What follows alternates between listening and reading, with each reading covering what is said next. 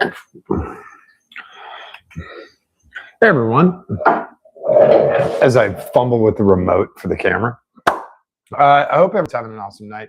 Hopefully you guys can kind of hear how peaceful it is out here when I'm not running air tools or impacts or anything like that.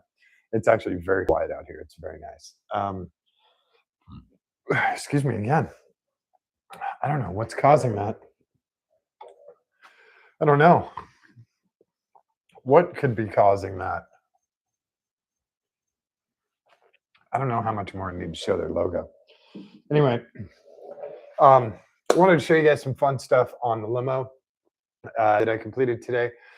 You saw the previous episode where I was working on the taillights and got them all working and turn signals work and everything like that. Also talked about having to change out the ground lift or ground swap setup that this car originally had, because with the LEDs, we only have a single ground.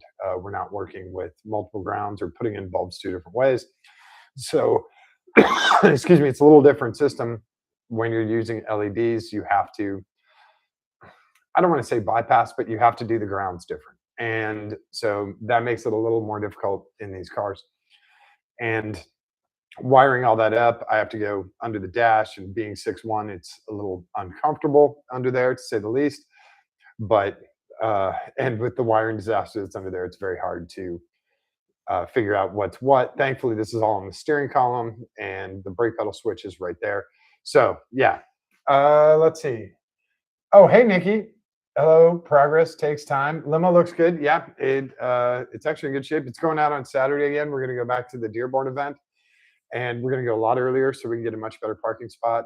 And hopefully people love the car as much this time as they did last time. And yeah, I'm excited to have it out again, especially with the new tail. Oh, I'm blocking it. Sorry, you guys. I'm blocking the cool new taillight. I could never be a weatherman. So I'm going to bring the camera around, and I'm going to show you guys what I did to get these installed here. Now, again, this is a temporary setup, so please don't be too critical. I know everyone on the internet is a critic, and everyone is Dave Kindig and Kev Dog, but cut me a little bit of slack. I did this for less than $1. The taillights themselves were 160 bucks for the 4 of them. And so for under $200, I have really nice legal LED taillights that look really cool. So I stuck with the sort of modern version of the Cadillac taillights, where if you look on an Escalade, they come all the way down the side of the vehicle. I was trying to stick with the whole vertical thing. Also on this car, originally, there's an extension that comes on here that's about 4 or 5 inches long. I don't know. Ladies, you tell me, is that 4 or 5 inches? So there's an extension that comes on here that gets bolted on, and then the bumper kind of goes around that, and then the taillights are beyond that. So this car is normally another 8 inches or so, 7 inches or so longer. When they did this, they just put the taillights here. And I'll show you again what the original taillights look like. Come here. So this is what they did originally with the taillights. So this is a piece of 3/8 plexiglass. This is just clear Lexan. They painted it matte black, or they painted it black on the back side. And when you look at the front side, it comes through kind of gloss. Now, it had LED taillights. When I say it had LED taillights, it had a LED for the brake and a LED for the turn signal. And they're just little holes that were drilled in here. This guy's still stuck in here. I could probably lift him out if I wanted to. And then they put the trim ring. That trim ring was originally back here. They put it up here and just kind of, they used a shit ton of urethane. You can see the big globs of urethane that they used to stick this on there. And then they just used some sheet metal screws and to kind of hold it in place so it didn't fall out. There's a ton of urethane. You can still see all the urethane on the side here. So that's what they used to hold it. It's the same stuff they use for your windshield, to hold your windshield on. That's what they used to hold these two pieces together. And then there were 2 little bulbs. And so the brake lights were kind of a joke. For something this big, this car this big, and for this much room available, that was kind of a joke. It looks sort of slick, but it doesn't work. So let me show you what I did. And let me swing you guys around here to the back. You come with me. And I'll try and get a good shot, even though it won't let me because those wheels are just going to roll, aren't they? All right, stay right there. So this is a piece of the corrugated board that I used for template on the headlights, just as a template. That is the mounting panel that's in the back there. Now, what I wanted to do is install one of these and then show you guys how to install it, but I put both of them in because this was such a pain in the ass to actually put in here. The mounting plate that I need to do for this is going to be considerably different because right now, these guys are vertically up about 3/4 of an inch from where I want them. So when the final product, everything's going to slip down about 3/4 of an inch. And then we have screws that I can barely get to. The mounting screws for each of the taillights are threaded into the backing board. The backing board is held in with 2 screws that I cannot access when the lights are in here. They're mounted right there. And then I have 2 screws down here, and I have some heavy duty double stick tape up top because I can barely get my pinky in up here, let alone a screwdriver. And the screws to mount them are actually, like I said, they're about 3/4 of an inch too high to even get a screwdriver in it at an angle. So right now we just have some tape in there and it works great. It's going to work until I can get these backing plates done. They're going to get 3D printed and they'll be a nice match, and then you can install them and it'll be a much easier install. I really did want to show you guys how I did that, but it is such a mess and it's not good. So I apologize for cutting that part out of there. And also because this is temporary, I didn't want to kind of spoil it and show you guys like, oh, hey, this is this is the really cool way to do it, because it's not. The cool way to do it is with a nice either fabricated or 3D printed part that actually fits in there that allows you to get to those screws. That's what we're going to do. So the good part is these LED taillights actually are slightly longer than this. So even if they're in there, they're going to be, when they're totally centered, they're actually going to fill in that whole space, which is really nice. We'll barely have trim ring coverage on the sides, and then up at the top, it might cut out 2 or 3 of the bottom LEDs. So not a huge deal, but definitely something to take into consideration. And also, when doing a prototype and a test fit like this, you find all of this stuff. Like if I had originally done this plate, 3D printed it, I probably would have had to have done 2 or 3 prints because I wouldn't have had the height correct. Now I can go from this, I can measure all this stuff out, and I can just mark my holes, move everything down, and I can get a much cleaner cut on the sides and all of that. So there will also be 3D printed trim rings in here because those originals don't work very well with this. They were designed for the extension piece. They're not designed for this flat or for this angle or for this angle. So I'm going to do 3D printed white trim rings for the taillights. They'll look similar to the other ones, but they're going to be white and they'll fit much better. So that's on this side, and then you guys can see the other side. I'm going to bring you around and I'm going to show you how they work.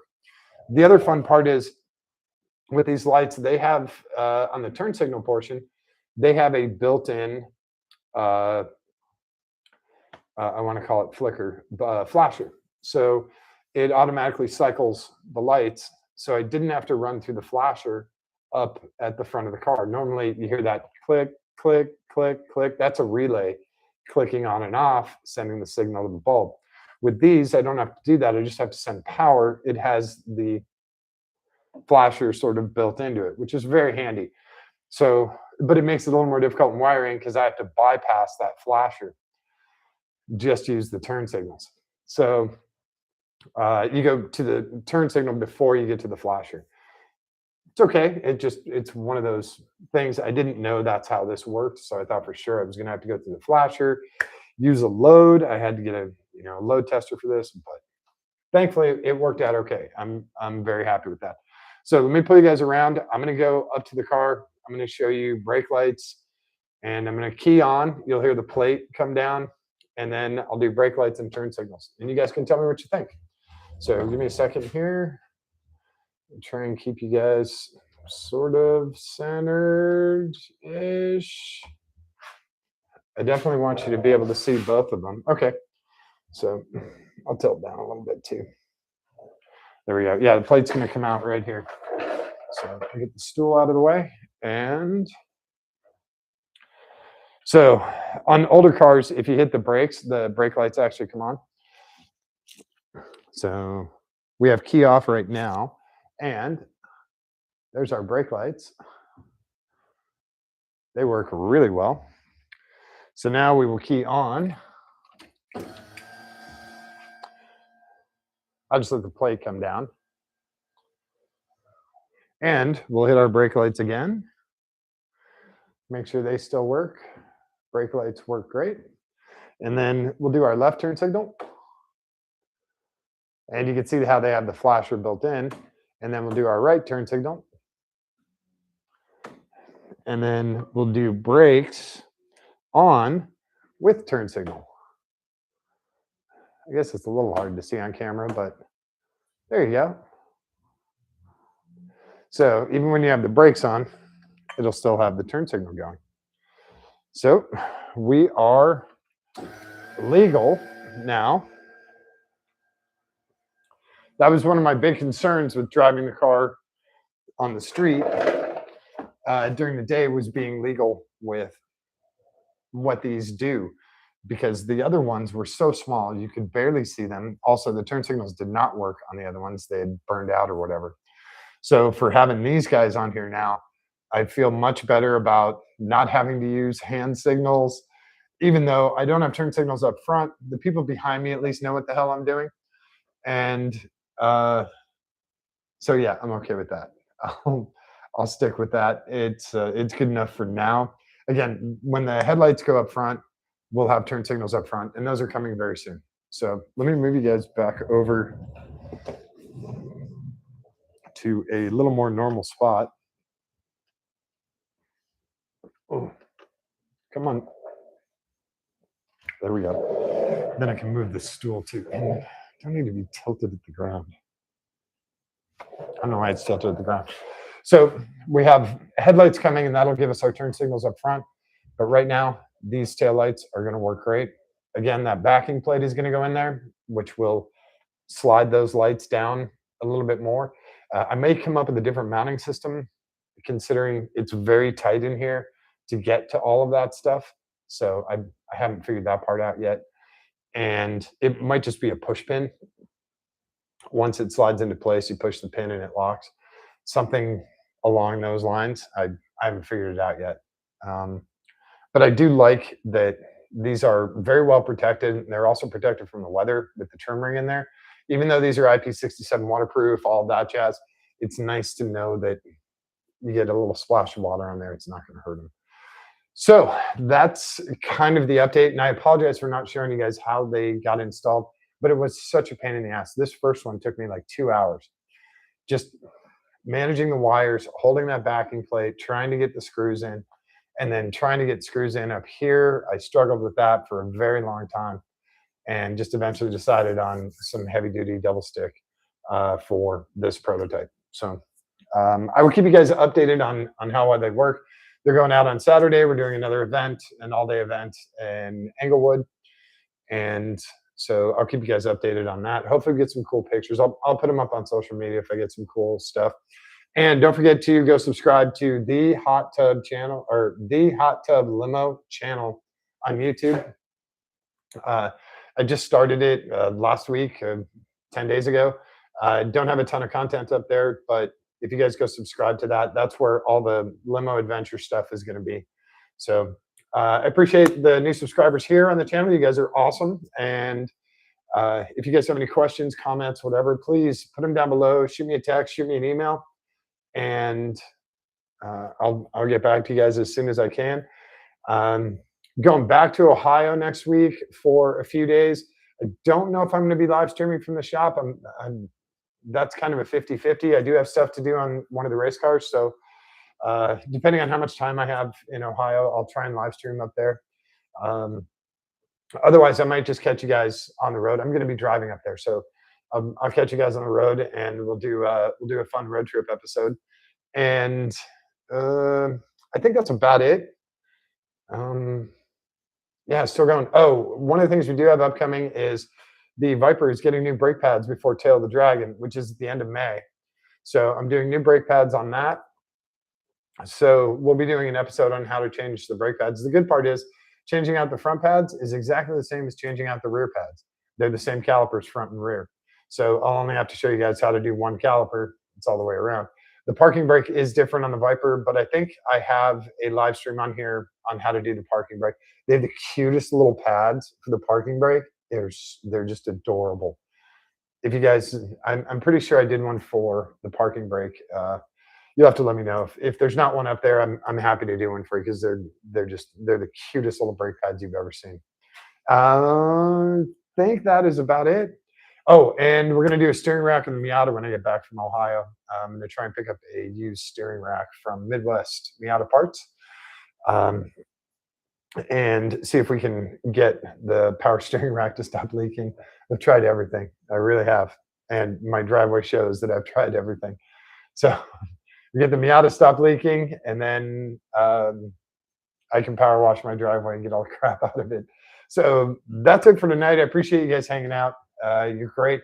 Let me know what you think about the taillights, and if you have any suggestions, I'm wide open to suggestions. Wait till you guys see the headlights. You're gonna really love these. I was working on it yesterday for a little while, and they're gonna be really cool when they're all done. I think you guys are gonna like it. Uh, so again, thanks for hanging out. I really appreciate it. And like I said, I don't get paid for any of this. You guys are my payment. You guys say you like it. I love doing it. Um, give me uh, give me a shout if you have any questions, and if there's something you guys want to see in the shop, let me know. Um, I've got a bunch of friends down here with a whole bunch of different cars, and we can bring them in. And if there's something specific you want to see, let me know. Brake, suspension, wiring, whatever.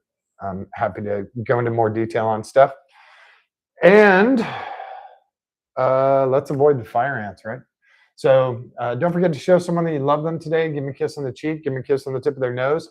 Hold their hand. Give it a squeeze. It's really important for them. But like whatever's going on with my hair here, you guys don't ever tell me anything. Like, hey, Kev, maybe a mirror. It's far more important for you. All right. Thanks, everyone. I will catch you. I'll catch you this weekend. I hope everyone has a great weekend. We'll talk to you soon. All right. Have a great day. Rolly stool. Who doesn't love a rolly stool? So much fun.